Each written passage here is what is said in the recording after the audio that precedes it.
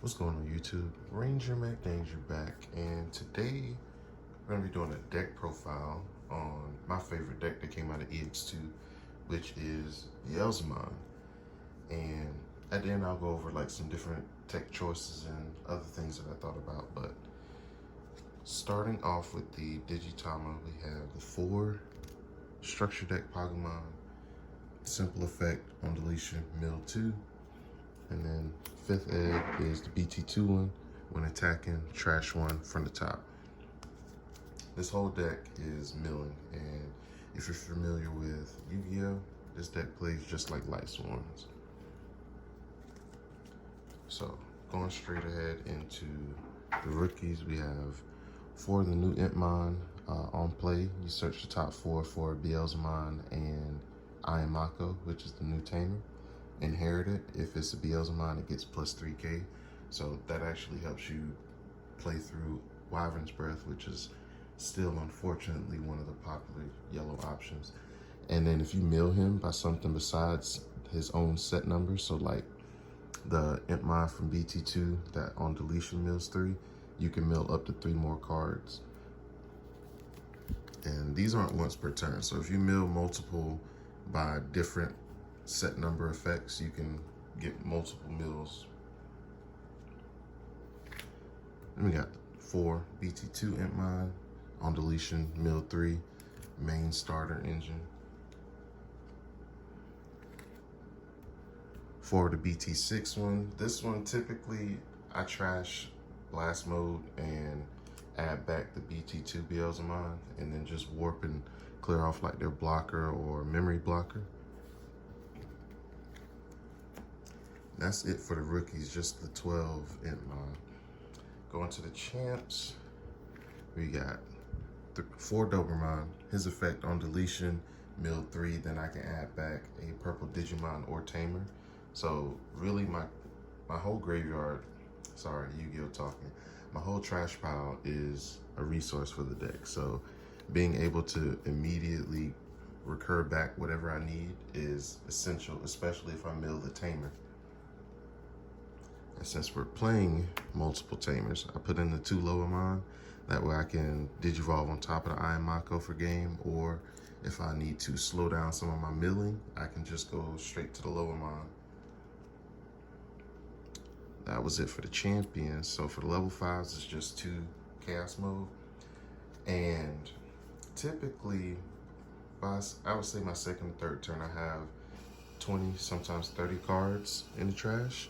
So this has sometimes had only a 5 play cost. And just being able to control the board and kill tamers is essential in this deck. Next up, for the megas, we have 3 of the BT1 Beelzemon. I'm sorry, BT2 Beelzemon. That lets you, if you have 10 or more cards in trash, you can warp an Entmon into him, and he destroys a champion or rookie on play. I'm sorry, on Digivolve. Then we have 4 of the EX2, which says when it's trashed from the deck, I can play an Entmon for free from my trash. And then both when Digivolving and when attacking, mill 2 cards, pop an opponent's level 3 or lower, and for every 10, that level requirement goes up. So if I have 20 cards in trash, I can pop a level 5 just for Digivolving into him. And since he's only a 3 cost, he won't pass my turn if I Digivolve on top of Chaos Mode. Then we have the big boy himself, 2 Blast Mode.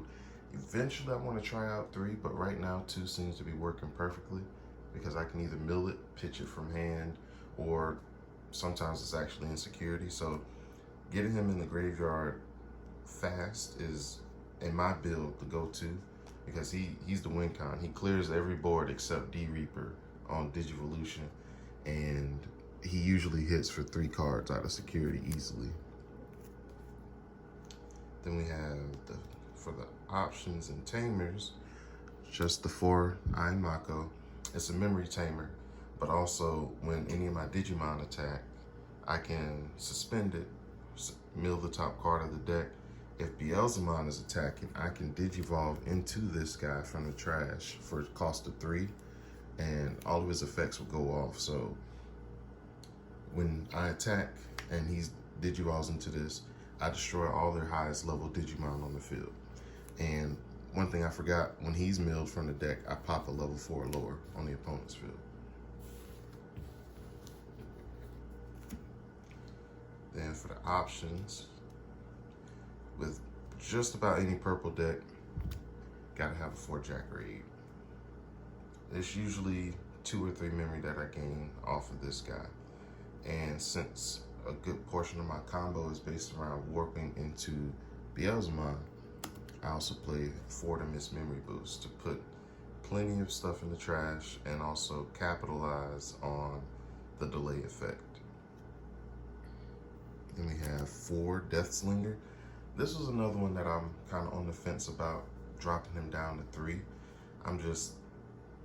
I love seeing it because it'll always be good. Like early on, you can kill their memory blockers, or if they're trying to like double stack build, like in Black or Greymon or X Antibody, you can kill the stack on the field, and when they push out their stack from raising, they won't have as much of a recovery play.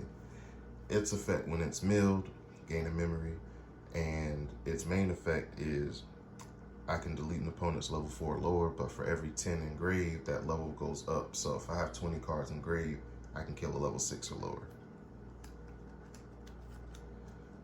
Then we have 2 Darkness Wave. That's just a mill 3.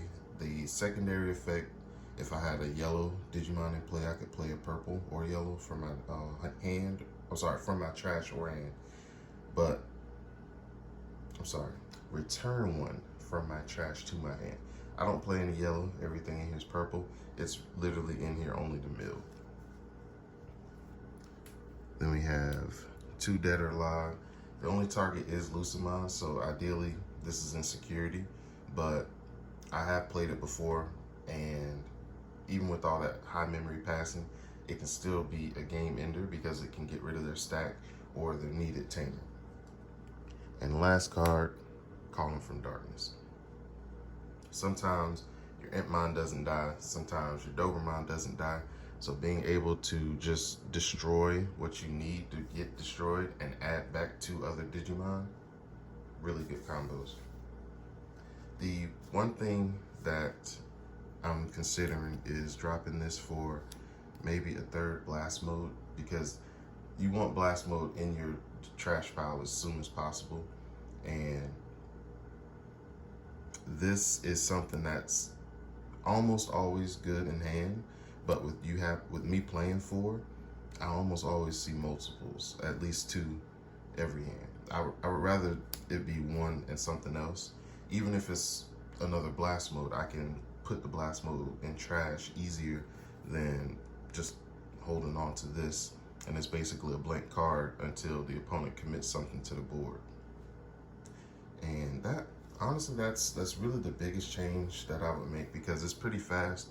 I made this deck with the idea in mind to be able to beat D-Reaper before they can bring out Reaper, because there's really nothing I have that can get rid of a Reaper if it attacks by security, because all of my destruction effects are level based, and as we all know, unfortunately, nothing in that deck is based on the level. So I just have to swing through their security faster than they can build up to swing through mine.